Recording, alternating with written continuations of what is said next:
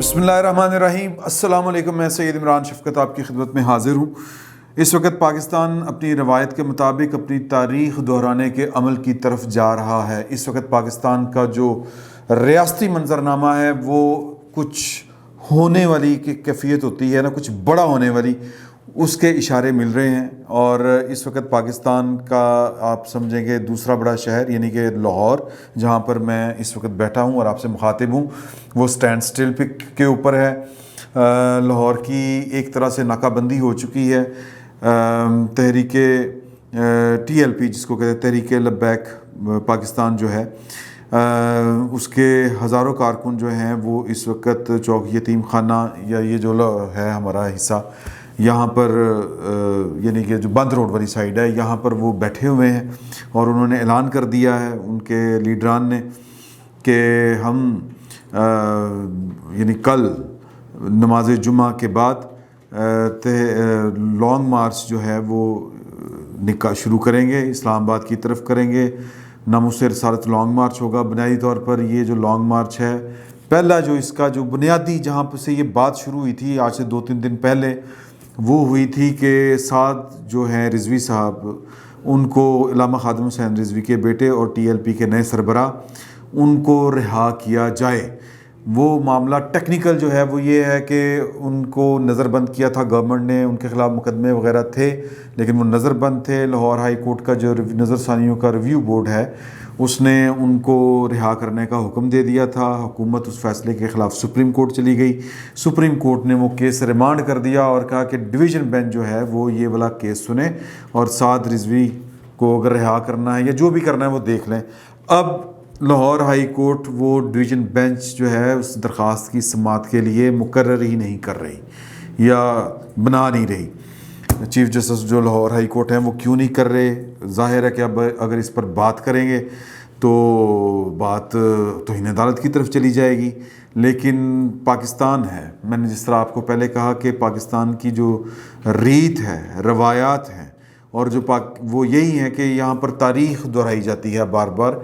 कोई ज़्यादा पुरानी बात नहीं है। साद रिजवी साहब के वालिद साहब जो हैं वो धरना उन्होंने दिया था फैज़ाबाद में, और वो इस हुकूमत के यानी पुरानी हुकूमत जो थी, पिछली हुकूमत नवाज शरीफ साहब की, उसके जो जाने के असबाब थे, जो वो खिचड़ी पक रही थी, जो कुछ हो रहा था, वो फिर बाद में सुप्रीम कोर्ट के जो डिवीज़न बेंच था या जो बेंच था, डिवीज़न बेंच तो नहीं कहना चाहिए, जिसमें काजी फायज़ साहब जिसकी सरबराही करते सो मोटो केस में, फिर वो जो फ़ैसला दिया उसमें काफ़ी सारी बातें खुल के सामने आ गई।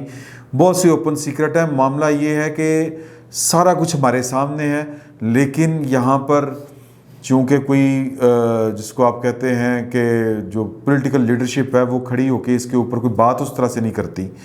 वो देखे ना, क्या नाम है जी उनका, एहसन इकबाल साहब, जिनको उसी वो जो धरना था फैज़ाबाद का, उसी चक्कर में उनको गोली भी लगी थी, अगर आपको याद हो, बाजू के ऊपर, कि एक माहौल बना दिया गया था।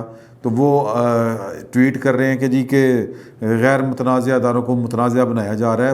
अब मुतनाज़ तो आपने भी बनाया होगा, लेकिन अब आपके ऊपर वक्त आया तो अब आप जनाब वही बोली बोल रहे हैं जो कभी इमरान खान साहब बोला करते थे। तो इस वक्त सूरत हाल बड़ी गंभीर है पाकिस्तान की। एक जिसको कहते हैं ना कि जो चीज़ें आपको सामने नज़र नहीं आ रही, जो कुछ पर्दे के पीछे चल रहा है, जो तैयारी हो रही है, वो बड़ी खौफनाक है। और इसमें सारा कसूर जो है वो इमरान खान साहब का है। वो इसलिए है कि हमारे सियासतदानों को ये समझ नहीं आती कि अगर उनको सिविल सुप्रीमेसी का इतना शौक़ है तो फिर सिविल सुप्रीमेसी के लिए पहले जो पॉलिटिकल पार्टी हैं उनको अपने वजूद का, जिसको कहते हैं ना जी कि जवाज़, वो फ्राहम करना होगा।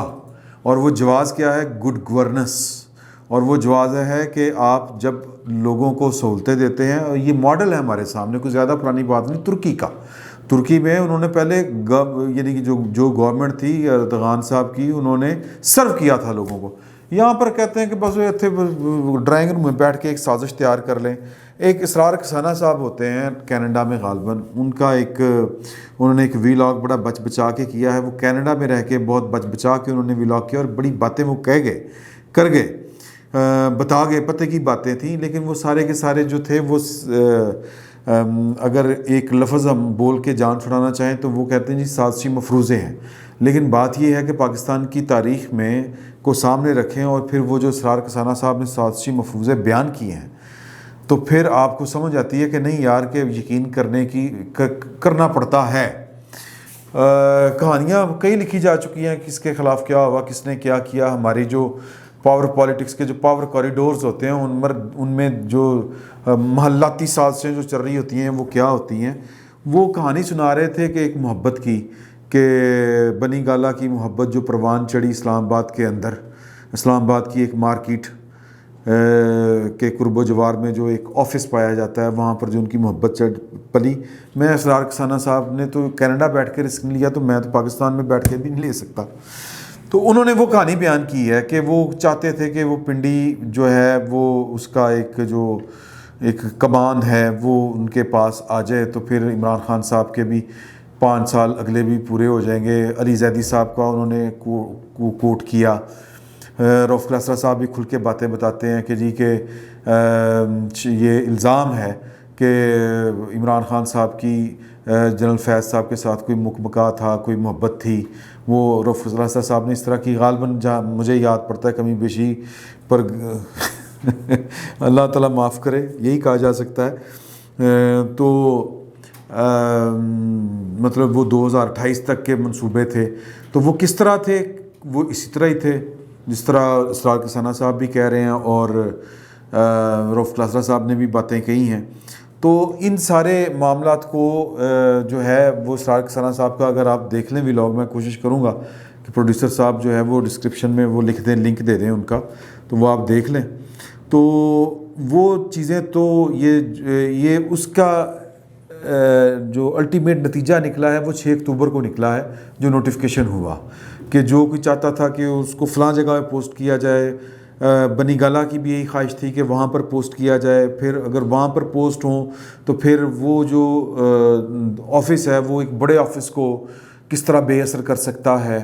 تو یہ ایک بڑا خوفناک کھیل تھا جو عمران خان صاحب نے کھیلنا شروع کیا تھا، اور اس کھیل کی بھنک جو ہے وہ پڑ گئی تھی جن کو پڑھنی چاہیے تھی۔ پھر وہ 7 ستمبر کو جو نوٹیفیکیشن جاری ہوئے، ساحر شمشاد صاحب کو پنڈی کور میں بھیجا گیا، اور جو چراغ صاحب تھے، لیفٹیننٹ جنرل چراغ حیدر غالباً نام تھا ان کا، ان کو ملتان بھیجا گیا۔ تو یہ پریمپٹ کیا گیا تھا اور حفظ ما تقدم کے طور پر یہ ساری چیزیں کی گئی تھی، یعنی کہ وہ جو ہوتا نہیں کہ اپنے ادارے کی پوزیشن ٹھیک کرنا، ہاؤس ان آرڈر کرنا، تو تاکہ کوئی بھی جو کوئی تگڑم چلائی جا رہی ہے وہ اس کو ناکام بنایا جائے۔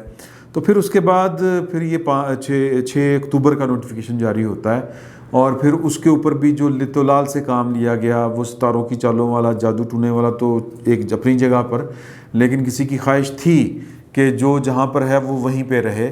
تو یہ اسد عمر صاحب جو میسج لے کے گئے تھے ان کو بتا دیا گیا کہ جو جہاں پر جس کے لیے جو نوٹیفیکیشن جاری کیا گیا ہے، جو آرڈر نکل گیا ہے میس برانچ سے، وہ اسی طرح ہی ہوگا۔ تو اب یہ چیزیں اپنی جگہ پر ہیں، اس کا مطلب یہ ہے کہ کوئی گڑبڑ تو تھی، گڑبڑ ہے، اور پھر ان حالات میں اب ہمیں خبریں مل رہی ہیں کہ جی کہ پاکستان مسلم لیگ نون تیاری کر رہی ہے، جو کیا کہتے ہیں اس کو جی، تحریک عدم اعتماد کی ان ہاؤس چینج کی، اور پیپلز پارٹی پہلے ہی تیار بیٹھی ہوئی ہے، پنجاب سے یہ کام شروع کرنا ہے، اسلام آباد تک جائے گا یہ والا کام۔ یہ تیاریاں سامنے آ رہی ہیں، اور پھر ایسے وقت میں آ رہی ہیں یوں لگتا ہے کہ وہ جو کھٹ پٹ جو تھی، مطلب پنڈی کی ایک اسلام آباد کے ایک بازار، ایک مارکیٹ کی محبت، اور جو بنی گالہ کی محبت تھی، اس کو بے اثر کرنے کے لیے جو جتنے کام ہوئے تھے، اب معاملات اس طرف چل نکلے ہیں۔ تو کچھ بڑا ہونا ہے، اور یہ جو کچھ بڑا ہونا ہے اللہ پاک خیر رکھے۔ اب یہ پتہ نہیں کیا بڑا ہوتا ہے، کچھ لوگ کہتے ہیں کوئی بڑا استعفیٰ بھی آ سکتا ہے، کچھ لوگ کہتے ہیں کہ جی کہ خبریں اس طرح کی بھی ہیں کہ عمران خان صاحب جو ہیں وہ اس وقت فل ٹائم مشاورت کر رہے ہیں کہ اسمبلیاں توڑ دیے، کی کریے، یہ کریے، وہ کریے۔ عمران خان صاحب کے پاس اس وقت جو چوائس ہے وہ صرف یہی ہے کہ اسمبلیاں توڑ کے سائڈ پہ ہو جایا جائے، تاکہ جان بچی سو لاکھ ہو پائے اور معاملات آگے نکل جائیں، آگے بڑھ جائیں. یہ وزیر اعظم صاحب کو مشورہ دینے والے بھی دے رہے ہیں، وہ اس پر سوچ بھی رہے ہیں، یہ اطلاعات ہیں اس طرح کی. دوسرا یہ ہے کہ پھسڈی طبیعت عمران کے کپتان کبھی ہار نہیں مانتا، کپتان کبھی میدان چھوڑ کے نہیں بھاگتا، ایک وہ والا سنڈروم ہے. مجھے لگتا ہے کہ عمران خان صاحب کو یہ جو سنڈروم، ویسے تو وہ کہتے ہیں کہ جو یو ٹرن لیتا ہے وہ بڑا لیڈر ہوتا ہے، تو مجھے لگتا ہے کہ عمران خان صاحب جو ہیں وہ اس سنڈروم میں نہیں پڑیں گے کہ کپتان میں آخری بال تک فائٹ کرتا ہوں. اس میں میچ ہارنا وہ کرکٹ ہے، اس میں میچ ہار گئے تو کوئی گل نہیں. یہاں پہ اگر آپ میچ ہار گئے نا تو فائن آپ پھر جو نہ بدی گالا جا سکیں گے، نہ لاہور کے زمان پارک میں آ سکیں گے، اور پھر بڑے مطلب کہ باہر بھی نہیں جا سکیں گے آپ ولایت اپنے بچوں کے پاس. تو کام گڑبڑ ہے. یہ پتہ نہیں اب عمران خان صاحب کو کوئی سمجھا رہا ہے کہ نہیں سمجھا رہا. اسرار کھزانہ صاحب نے اشارتاً عمران خان صاحب کے جو جیب کے سکے ہیں ان کی طرف بھی اشارہ کیا کہ وہ دونوں طرف پارٹیاں کھیل گئیں. کچھ کو جنوبی پنجاب سے انہوں نے جوڑا، کچھ کو انہوں نے پنڈی اور گجرات کے درمیان تو شہر جیلم ہی بنتا ہے، اور یہ غالباً ان کا اشارہ مجھے لگتا ہے، ہو سکتا ہے میری بات کو مائنڈ کر جائیں، لیکن جو اشارہ لگتا ہے وہ فواد چوہی صاحب کی طرف ہی لگتا ہے. فواد چوہی صاحب اتنے پلیئر ہیں، وہ ہر طرف کھیل جاتے ہیں. تو پتہ نہیں وہ عمران خان صاحب کے ساتھ کسی نے کوئی بے وفائی کی ہے یا کسی کے ساتھ وفا نبھائی ہے. تو پوائنٹ یہ ہے کہ یہ اسرار کھزانہ صاحب کا جو ولاگ ہے بڑا خطرناک ہے، اور اس وقت وہ جو انہوں نے باتیں بڑے احتیاط کے ساتھ، بڑے طریقے کے ساتھ انہوں نے کنوے کر دی ہیں. بات سمجھ میں آ جاتی ہے، لیکن ظاہر بات ہے کہ ہم غریب غربا لوگ ہیں، اور یہ باتیں کھل کے میرا خیال ہے سمجھ تو آپ بھی گئے ہوں گے ساری بات، لیکن اگر اس کے باوجود اگر آپ کو سمجھ نہیں آ رہی تو اسرار کھزانہ صاحب کا ولاگ بھی آپ دیکھ سکتے ہیں. تو یہ جو کل لانگ مارچ ہونے جا رہا ہے، اس وقت لاہور کی ناکہ بندی ہو چکی ہوئی ہے.